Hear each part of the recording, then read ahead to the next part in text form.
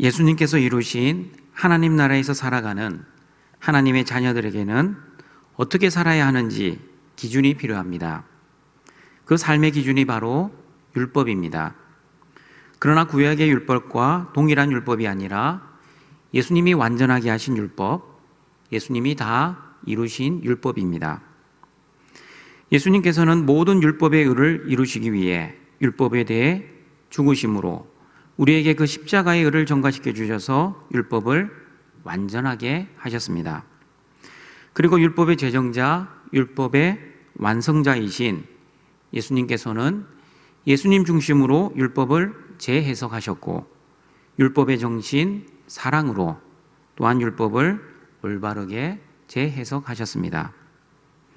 그리고 예수님이 완전하게 하시고 다 이루신 율법을 삼위 하나님의 도우심으로 저와 여러분도 동일하게 예수님처럼 모든 율법을 지킬 수 있는 능력과 은혜를 허락해 주셨습니다. 1번 하나님의 은혜와 복, 2번 신분의 변화, 3번 신분에 걸맞는 거룩한 행동입니다. 산상설교의 처음 부분, 팔복과 세상의 소금과 빛은 2번 신분에 대한 말씀입니다. 그리고 율법과 하나님 나라로 살펴본 마태복음 5장 17절, 20절 말씀은 신분에 걸맞게 거룩하게 살기 위한 기준, 즉 예수님에 의해 새롭게 해석된 율법에 대한 말씀입니다. 그러면 여러분, 이제 무엇이 나와야 정상입니까? 3번이 나와야 정상입니다. 오늘부터 살펴볼 마태복음 5장 21절 이하의 말씀은 신분에 걸맞는 거룩한 행동에 대한 말씀입니다. 다시 말하면 예수님이 이루어 주신 하나님 나라의 하나님의 백성들이 어떻게 구체적으로 살아가야 하는지에 대한 말씀입니다. 예수님은 가장 먼저 십계명의 말씀을 재해석하셨습니다. 십계명 중에서도 6계명, 살인에 대한 계명을 어떻게 사랑으로 재해석하셨는지 하나님의 말씀을 듣고자 합니다. 여러분, 하나님이 직접 써주신 십계명, 6계명은 어떤 것인지 출애굽기 20장 13절을 같이 읽어보겠습니다. 살인하지 말라. 그러면 예수님은 어떻게 말씀하셨는지 마태복음 5장 21절, 22절을 같이 읽어보겠습니다. 옛 사람에게 말한 바 살인하지 말라, 누구든지 살인하면 심판을 받게 되리라 하였다는 것을 너희가 들었으나 나는 너희에게 이르노니 형제에게 노하는 자마다 심판을 받게 되고 형제를 대하여 나가라 하는 자는 공회에 잡혀가게 되고 미련한 놈이라 하는 자는 지옥불에 들어가게 되리라. 여러분, 하나님이 직접 주신 말씀과 옛사람이 말한 바를 한번 잘 비교해 보시길 바랍니다. 조금 다르다는 것을 발견할 수 있습니다. 하나님께서는 살인하지 말라, 아주 간단하고 명료하게 말씀하셨습니다. 그러나 옛 사람들은 살인하지 말라, 누구든지 살인하면 심판을 받게 되리라 라고 말씀하셨습니다. 언뜻 보면 비슷해 보입니다. 그러나 자세히 보면 아주 다릅니다. 어떻게 다릅니까? 옛 사람들은 하나님의 말씀에 자신들의 의견을 첨가했습니다. 어떻게 첨가했습니까? 살인하면 무엇을 받습니까?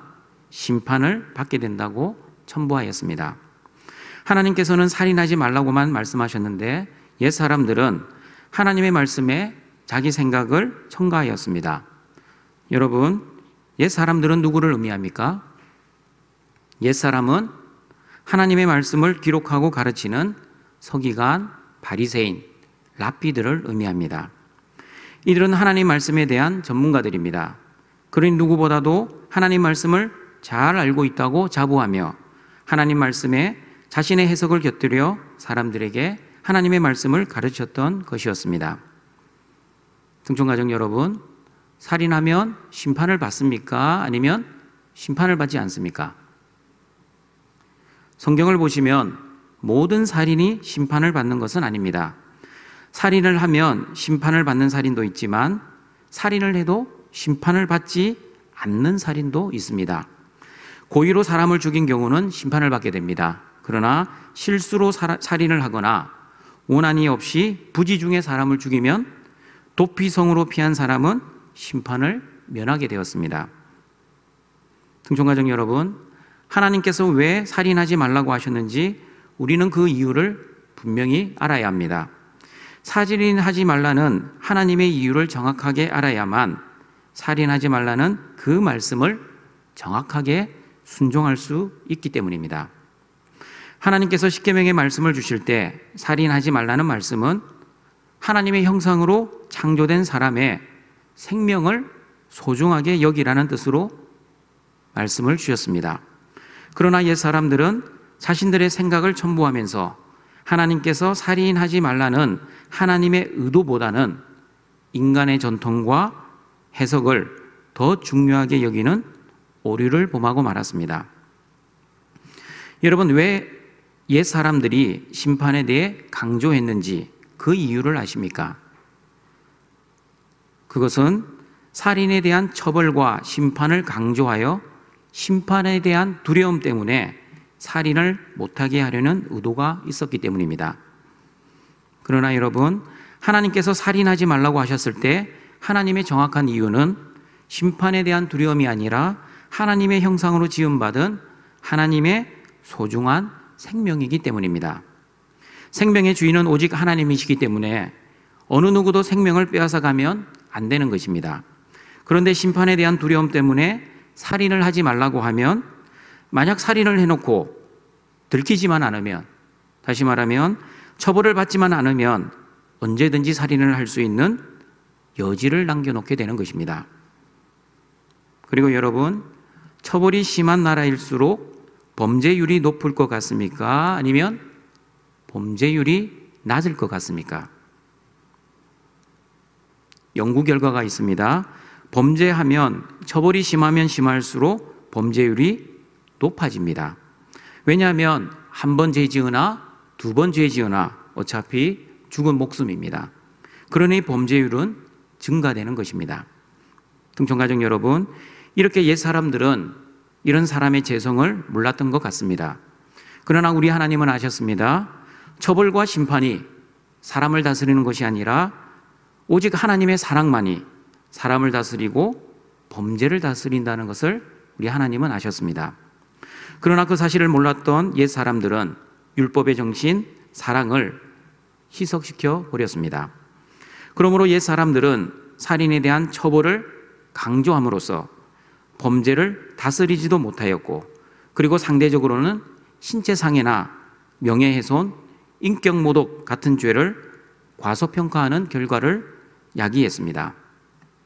그러나 여러분, 율법을 완전하게 하신 예수님, 율법을 다 이루신 예수님께서는 옛 사람들의 잘못을 지적하시면서 살인에 대한 계명을 사랑의 정신으로 재해석해 주셨습니다. 어떻게 새롭게 해석하셨는지 마태복음 5장 22절을 같이 읽어보겠습니다. 나는 너희에게 이르노니 형제에게 노하는 자마다 심판을 받게 되고 형제를 대하여 나가라 하는 자는 공회에 잡혀가게 되고 미련한 놈이라 하는 자는 지옥불에 들어가게 되리라. 첫 번째입니다. 예수님이 재해석하신 살인은 마음의 살인입니다. 육신을 직접 죽이는 살인이 아니라 마음으로 사람을 죽이는 살인입니다. 형제에게 노하는 마음이 바로 살인에 해당되는 것입니다. 분노라는 헬라어 오르기조는 악의를 가지고 남을 해치고자 하는 지속적인 분노를 의미합니다. 여러분은 어떤 사람에게 지속적인 분노를 가지고 있습니까? 나하고 맞지 않는 사람, 내가 미워하는 사람, 내가 싫어하는 사람에게 분노의 감정을 지속적으로 가지게 됩니다. 그러나 한 가족처럼 지내는 형제, 나하고 가까운 자매에게는 좀처럼 지속적인 분노를 하지 않습니다. 가끔 일시적인 분노를 할 수 있지만 형제에게는 지속적인 분노를 하지 않습니다. 그러나 등촌가족 여러분, 사실 우리는 내가 싫어하는 사람보다 오히려 나하고 가장 가까운 사람에게 분노를 자주 하고 분노를 크게 낸다는 사실을 알아야 합니다. 제가 병원에서 사역할 때 자원봉사자들이 봉사를 오시면 하는 말이 있었습니다. 자원봉사자 여러분, 환자를 섬기실 때 가족처럼 섬기지 마시고 손님처럼 섬겨주시기 바랍니다. 무슨 말입니까? 여러분은 지금까지 살아오시면서 누구에게 가장 많은 상처를 주셨습니까? 내가 가장 사랑하는 엄마, 아빠, 그리고 아내, 남편, 그리고 사랑하는 자녀들 아닙니까? 옆집 아저씨, 앞집 아줌마, 뒷집 자녀들에게는 상처, 점처럼 줄 기회도 없고 주지도 않습니다. 그러나 우리는 편한 사람, 만만한 사람, 익숙한 사람에게 함부로 말하고 함부로 행동하며 상처를 주곤 합니다.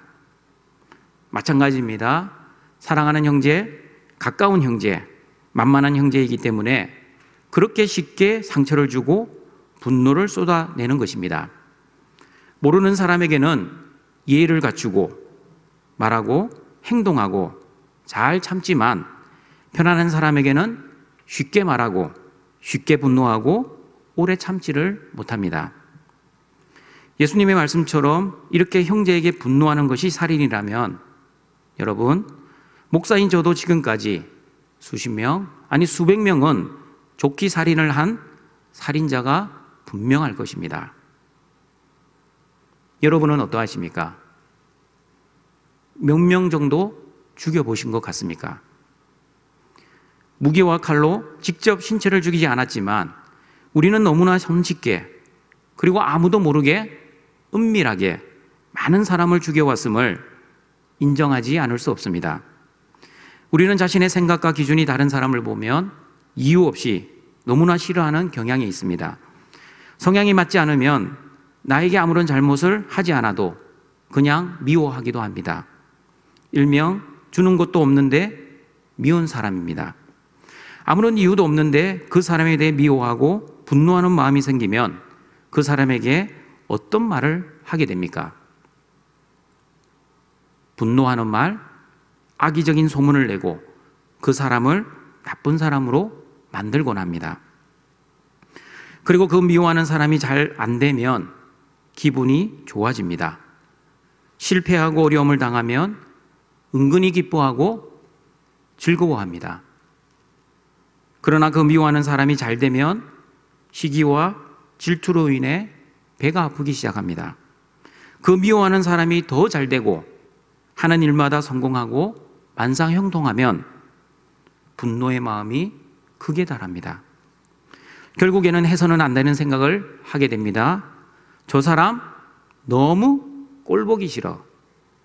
저 사람 그냥 죽어버렸으면 좋겠어. 여러분, 이것이 바로 예수님이 말씀하신 마음의 살인입니다. 처음부터 살인할 생각은 없었습니다. 처음에는 나하고 아주 다른 점에서 출발한 것이 마음에서 미움의 싹이 나고 미움의 꽃이 피고 그리고 미움의 열매를 맺으면 살인까지 가는 것입니다. 여러분, 성경을 보시면 형제를 미워해서 실제 살인을 한 사람이 있었습니다. 아담의 큰아들 가인입니다. 가인은 동생 아벨의 제사만 받으시고 자신의 제사를 받아주시지 않는 하나님에 대한 분노와 동생에 대한 미움 때문에 동생 아벨을 죽이고 말았습니다. 그러므로 요한일서 3장 15절에서 형제를 미워하는 자마다 살인하는 자라고 말씀하고 있습니다. 같이 읽어보겠습니다. 그 형제를 미워하는 자마다 살인하는 자니 살인하는 자마다 영생이 그 속에 거하지 아니하는 것을 너희가 아는 바라. 예수님께서도 형제에게 노하는 자마다 심판을 받게 된다고 하셨는데 요한일서 3장 15절에 의하면 어떤 심판을 받게 됩니까? 우리 말씀을 다시 한번 띄워주시길 바랍니다. 살인하는 자마다 영생이 그 속에 있습니까? 없습니까? 없다라고 이야기하십니다. 단순히 감옥에 5년, 10년, 30년 들어가는 심판이 아닙니다. 영생을 받지 못하는 심판입니다. 얼마나 무서운 심판입니까? 여러분, 옛 사람들이 살인하면 심판을 받는다고 심판을 강조하면서 하나님의 율법의 정신을 희석시켰다고 말씀드렸습니다. 그런데 여러분, 예수님은 옛 사람들보다도 더 크고 더 무서운 심판을 말씀하고 있습니다. 사랑의 예수님께서 어떻게 이렇게 심한 심판의 말을 하시는지 이해가 되지 않습니다. 사랑의 예수님이라면 옛 사람들보다도 또한 구약의 율법보다도 더 가벼운 심판을 말씀하셔야 정상 아닙니까?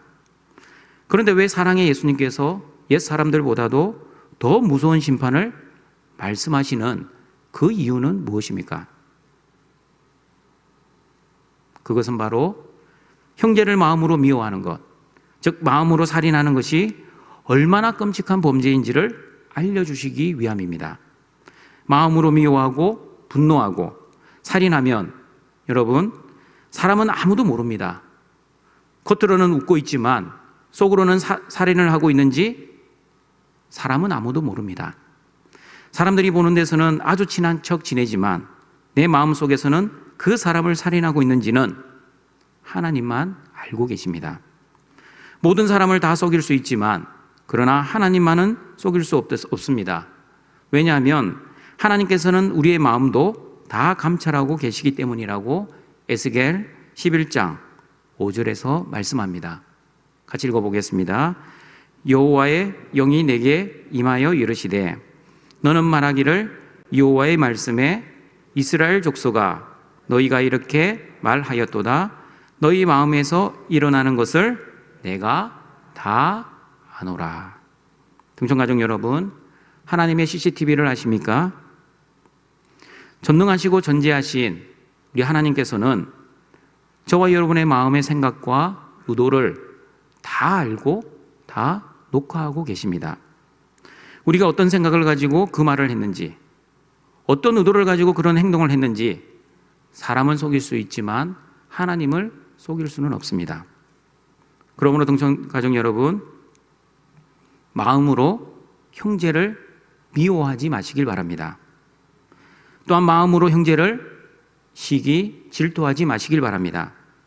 그리고 마음으로 형제를 살인하지 마시길 바랍니다.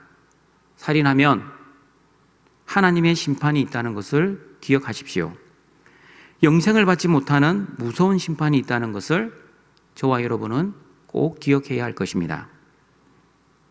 그리고 여러분, 우리가 왜 마음으로 분노하고 살인하면 영생을 받지 못하는 무서운 심판을 당하게 되는지 야고보서 1장 19절, 20절에서 말씀하고 있습니다. 그 이유를 같이 읽어보겠습니다.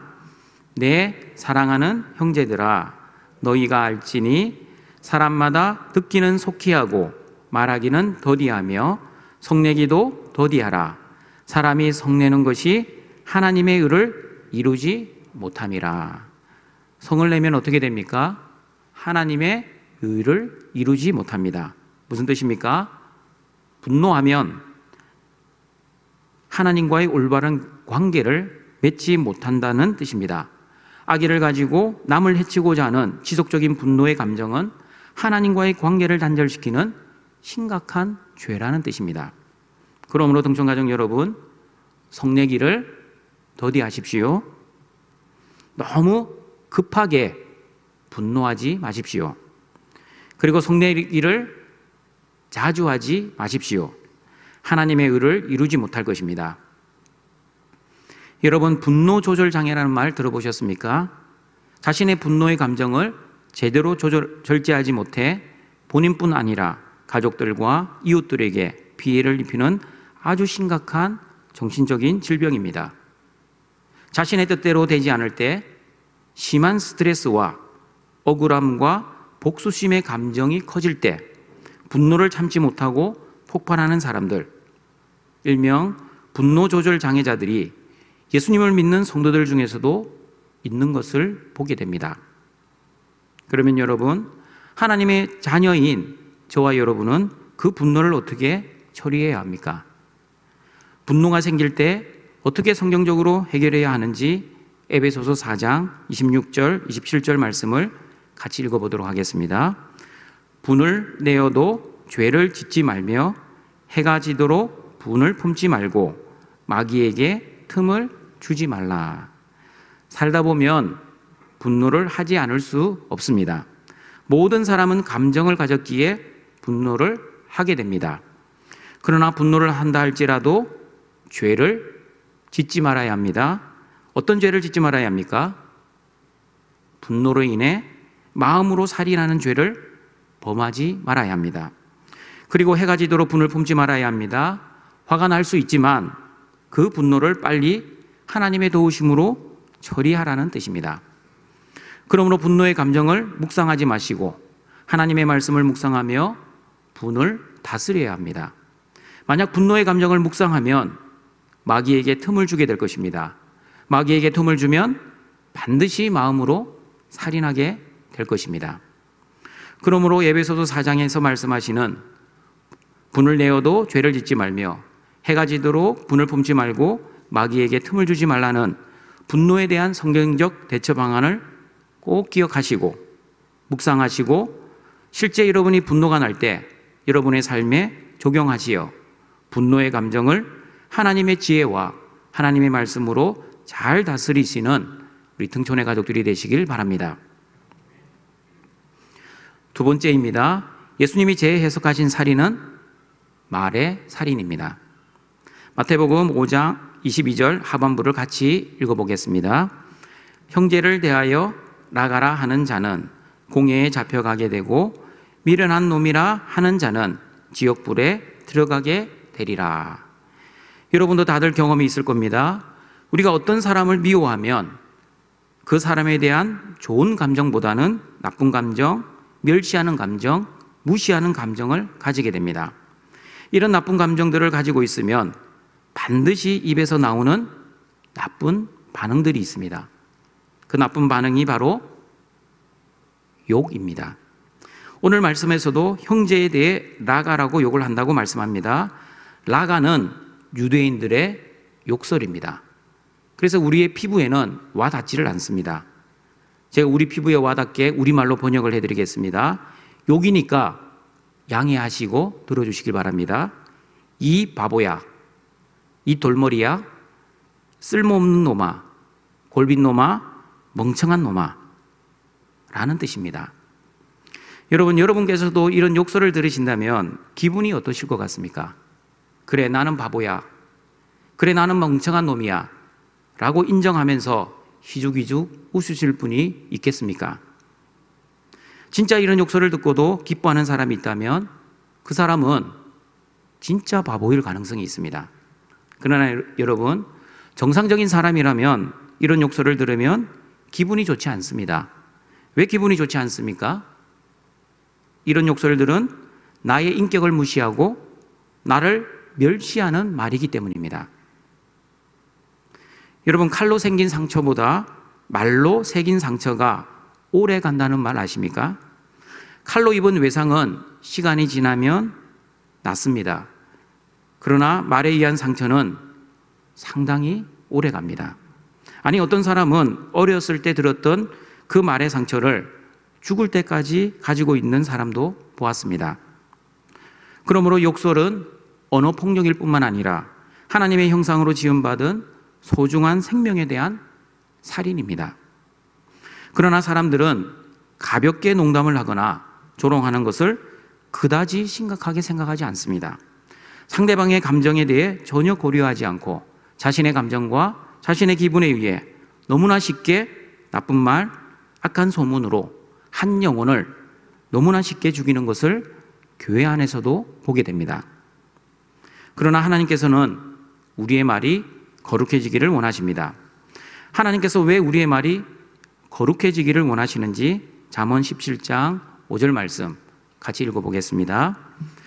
가난한 자를 조롱하는 자는 그를 지으신 주를 멸시하는 자요, 사람의 재앙을 기뻐하는 자는 형벌을 면하지 못할 자니라. 저와 여러분이 왜 사람을 조롱하면 안 됩니까? 사람을 조롱하는 것은 그 사람을 지으신 하나님을 멸시하는 것이기 때문입니다. 등촌가족 여러분, 우리가 누구를 잘 조롱합니까? 자기보다 잘난 사람, 자기보다 능력 있는 사람, 자기보다 높은 사람은 우리가 잘 조롱하지 않습니다. 일반적으로 자기보다 잘난 사람은 시기 질투합니다. 그러나 자기보다 못난 사람, 능력 없는 사람, 낮은 사람을 멸시하고 조롱합니다. 그러나 하나님께서는 나보다 가난하고 나보다 능력 없고 나보다 못한 사람이라도 절대 조롱하지 말라고 하십니다. 왜냐하면 그 가난하고 그 능력 없고 그 낮은 사람도 하나님이 사랑하시는 하나님의 자녀이기 때문입니다. 하나님께서는 하나님의 자녀들이 살인당하는 것을 원하시지 않기 때문입니다. 그러므로 등촌가족 여러분, 어떠한 사람에게도 나보다 나이가 어린 사람이나 나이가 많은 사람이나 나보다 능력이 많은 사람이나 능력이 없는 사람이나 나보다 잘난 사람이나 못난 사람이나 어느 누구에게도 말로서 살인하지 않는 우리 등촌의 가족들이 되시길 바랍니다. 왜냐하면 22절 말씀을 보시면 형제에게 미련한 놈이라고 말만 해도 어디에 들어가게 됩니까? 지옥불에 들어가게 될 것이라고 말씀하고 있기 때문입니다. 미련한 놈이라고 할 때 미련하는 헬라어 모로스입니다. 모로스는 어리석은, 우둔한 이란 뜻이 있습니다. 그리고 모로스는 신앙심이 없는, 불경한 이란 뜻도 있습니다. 등촌가족 여러분, 이런 말을 들은 적이 있습니다. 저 집사님은 믿음이 없는 것 같아. 평소에는 믿음이 좋은 것처럼 보였는데 고난을 당하고 나니 저 정도의 믿음의 분량밖에 안 되는 줄 이제 알았어. 등촌가족 여러분, 이런 말들이 바로 오늘 본문에서 말씀하고 있는 지옥불에 들어가는 심판을 받는 미련한 놈이라는 말과 같은 수준의 말입니다. 우리가 너무나 쉽게 그리고 자주 하는 사람을 평가하고 판단하고 정죄하는 말들입니다. 그 집사님이 믿음이 있는지 없는지 우리가 어떻게 감히 판단할 수 있습니까? 그런데 우리는 마치 자신이 하나님인 양 사람을 판단하고 정죄하고 비난합니다. 이런 모습이 바로 예수님이 말씀하신 언어 살인입니다. 하나님의 자리에 앉아 하나님처럼 사람을 판단하고 정죄하는 것은 사람을 살인하는 행위이기 때문입니다. 그러므로 여러분, 형제를 향해 이런 말을 하기 전에 우리는 마태복음 12장 36절, 37절 말씀을 잘 묵상해야 할 것입니다. 같이 읽어보겠습니다. 내가 너희에게 이르노니 사람이 무슨 무익한 말을 하든지 심판날에 이에 대하여 신문을 받으리니 내 말로 의롭다함을 받고 내 말로 정죄함을 받으리라. 예수님께서 말에 대한 책임을 묻겠다는 말씀입니다. 우리의 말 때문에 의롭다함을 받기도 하지만 또한 우리의 말 때문에 정죄함도 받는다는 것을 저와 여러분은 꼭 기억해야 합니다. 그러므로 등촌가족 여러분, 저와 여러분은 그래서 혀를 잘 다스려야 합니다. 혀가 거룩해야 합니다. 왜냐하면 혀는 형제를 죽이는 치명적인 살인 무기이기 때문입니다. 야고보서 3장 6절에서 10절 말씀 같이 읽어보겠습니다. 혀는 곧 불이요 불의의 세계라. 혀는 우리 지체 중에서 온 몸을 더럽히고 삶의 수레바퀴를 불사르나니 그 사르는 것이 지옥불에서 나느니라. 혀는 능히 길들일 사람이 없나니 쉬지 아니하는 악이요 죽이는 독이 가득한 것이라. 이것으로 우리가 주 아버지를 찬송하고 또 이것으로 하나님의 형상대로 지음을 받은 사람을 저주하나니 한 입에서 찬송과 저주가 나오는도다. 내 형제들아, 이것이 마땅하지 아니하리라. 혀는 죽이는 독이 가득한 흉기입니다. 그런데 여러분, 그 흉기에 찔리면 즉사하지 않습니다. 오랜 시간 동안 독이 천천히 퍼져 우리의 몸과 우리의 영혼에 치명적인 영향을 미칠 것입니다. 인격적인 무시와 멸시와 욕설과 조롱과 정죄와 비판으로 인해 우리의 몸과 영혼은 서서히 죽어갈 것이기 때문입니다. 그러므로 거룩한 등촌 가족 여러분, 한 입에서 찬송과 저주를 하지 마시길 바랍니다. 하나님의 자녀인 저와 여러분은 형제를 사랑해야지 형제를 살인해서는 안 되지 않습니까? 그러나 여러분, 마음은 원의로되 우리의 뜻대로 되지 않을 때가 많이 있습니다. 혀도 마찬가지입니다. 혀는 능히 길들일 사람이 없다고 말씀합니다. 그 말은 어떤 사람도 자신의 입술을 자기 스스로 제어하거나 자기 뜻대로 조절할 수 있는 사람이 없다는 뜻입니다. 실수로 말을 할 때도 있고 자신이 의도하지 않았음에도 불구하고 마음에도 없는 말을 할 때가 있습니다. 그러므로 저와 여러분은 마음의 거룩을 위해, 말의 거룩을 위해, 행동의 거룩을 위해 하나님의 도우심을 구해야 합니다. 하나님의 말씀으로 무장해야 합니다. 입술의 세례를 받아야 합니다. 마음이 거듭나고 말이 거듭나고 행동이 거듭나야 합니다. 또한 우리의 마음이 십자가에서 죽어야 하고 우리의 말이 십자가에서 또한 죽어야 하고 우리의 행동이 또한 십자가에서 죽어야 합니다. 저와 여러분은 그래서 예수님처럼 고난을 당하시고 욕을 당하셨지만 입술을 절제해야 합니다. 예수님이 어떻게 입술을 거룩하게 하셨는지 베드로전서 2장 22절, 23절 말씀 같이 읽어보겠습니다. 그는 죄를 범하지 아니하시고 그 입에 거짓도 없으시며 욕을 당하시되 맞대어 욕하지 아니하시고 고난을 당하시되 위협하지 아니하시고. 내가 미워하는 사람이 나에 대해 욕을 하면 우리는 방어적인 태도를 취하기도 하지만 때로는 공격적인 태도를 취하기도 합니다. 어떤 공격적인 태도를 가집니까? 나를 욕하는 그 사람에 대해 내가 다른 사람들에게 선제적으로 그 사람의 욕을 하거나 그 사람에 대한 안 좋은 소문을 퍼뜨리거나 심지어 없는 말도 지어내어 악한 소문으로 그 사람이 나쁜 사람임을 드러내려고 합니다.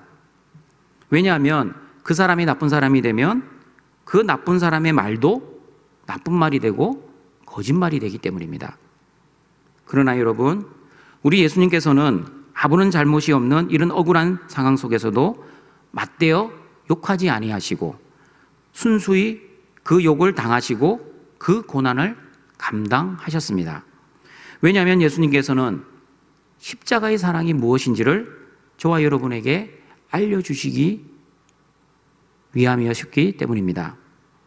억울한 일을 당해도 입술로는 범죄하지 않는 그 사랑의 모습, 죄가 없이 욕을 당해도 그 욕을 보복하지 않는 그 사랑의 모습, 억울한 고난을 당해도 비판하거나 정죄하거나 위협하지 않는 하나님의 사랑의 모습을 보여주시고자 했기 때문입니다. 예수님의 사랑의 모습이 저와 여러분의 모습이 되기를 소원합니다. 억울하고 분해도 십자가의 사랑의 능력으로 우리의 마음과 말이 거룩하여 형제를 살인하기보단 형제를 진심으로 사랑하고 용서하는 등촌의 가족들이 되시길 바랍니다. 말씀을 정리하도록 하겠습니다. 하나님의 은혜와 복으로 하나님의 나라의 거룩한 백성들이 된 사람들은 예수님이 완전하게 하시고 다 이루어 주신 율법대로 살아야 합니다. 예수님께서 살인에 대한 율법을 사랑으로 재해석하셨습니다.